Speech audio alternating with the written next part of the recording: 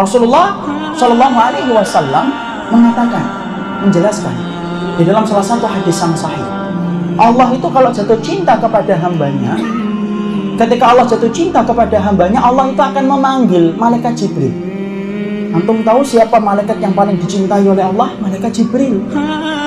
Makanya malaikat Jibril itu kelak merupakan malaikat yang paling terakhir dicabut nyawanya oleh Allah. Itu malaikat Jibril. Allah kalau jatuh cinta, Allah itu tidak diam, Allah tidak nutup, tapi Allah panggil malaikat Jibril. Allah kemudian sampaikan kepada malaikat Jibril, sesungguhnya aku ini cinta kepada fulan. Disebutkan namanya, amal solehnya yang sampai menjadikan namanya harum di hadapan Ar-Rahman, ikhwan. Maka kemudian Jibril mendapatkan perintah dari Allah, cintailah dia sebagaimana aku mencintainya.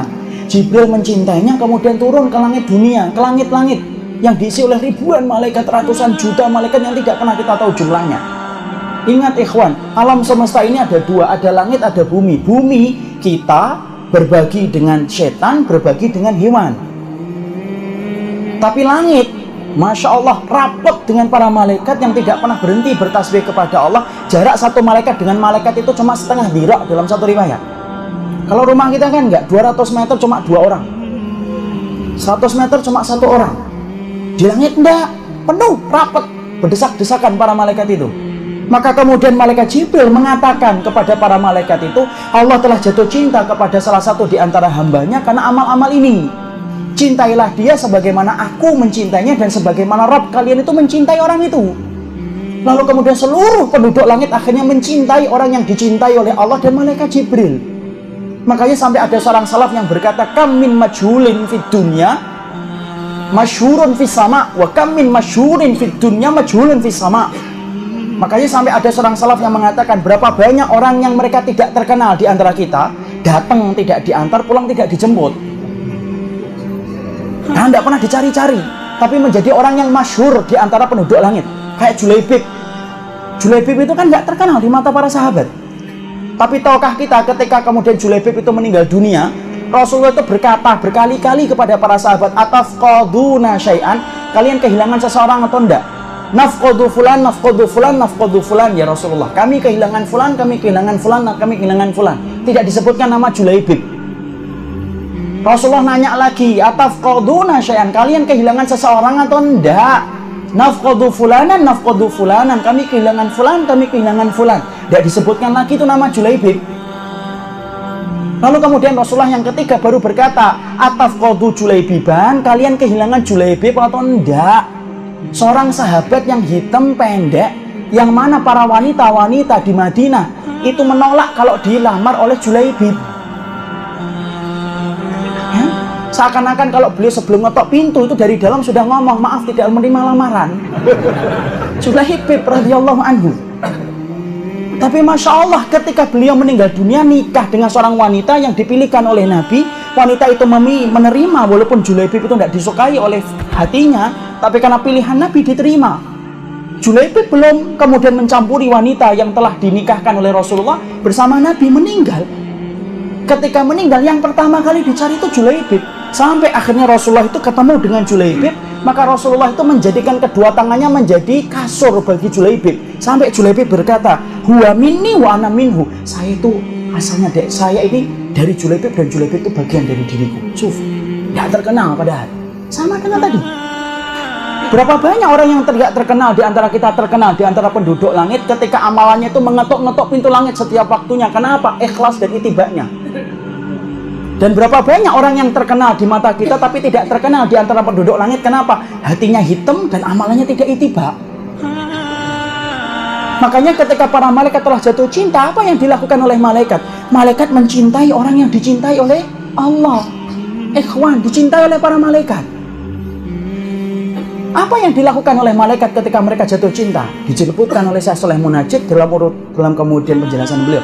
Lalu beliau menyebutkan sebuah ayat. Innal ladzina qalu rabbuna Allah tsumma istaqamu tatanazzalu alaihimul malaikah alla takhafu wa la tahzanu wa absyiru bil jannati allati kuntum tu'adun. Untuk apa ayatnya? Barang siapa yang mengatakan Rabb kami adalah Allah, kemudian mereka istiqamah, tatanazzal nuzuluhu mutakariron, turun berkali-kali para malaikat untuk mengkuatkan orang yang istiqamah ketika mereka dicintai oleh Allah. Apa yang dikatakan malaikat ketika turun kepada orang-orang yang Allah cintai karena istiqamahnya? Malaikat itu berkata, "Ala takhafu." Yang kamu takutin apa? Wala tahzanu, yang kamu sedihkan apa? Wa absyiru bil jannah, dan kamu itu telah diberitakan dengan surga.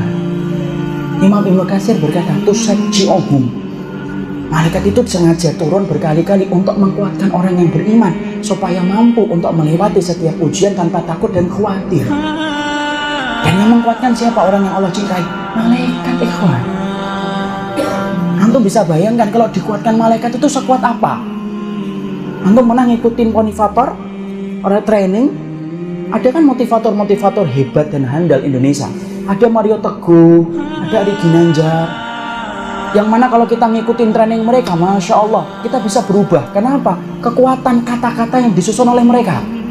Mereka dibayar mahal betul untuk kemudian memberikan kekuatan kepada orang supaya berubah. Saya cuma bayangkan sederhana. Kalau motivator kayak Bapak Mario Teguh, Ari Ginanjar, Andre Wongso mampu memberikan spirit bagi orang untuk berubah. Antum bayangkan kalau yang menurunkan itu malaikat itu kayak apa? Kuat, luar biasa itu. Kenapa? Yang menurunin malaikat, yang menguatkan malaikat.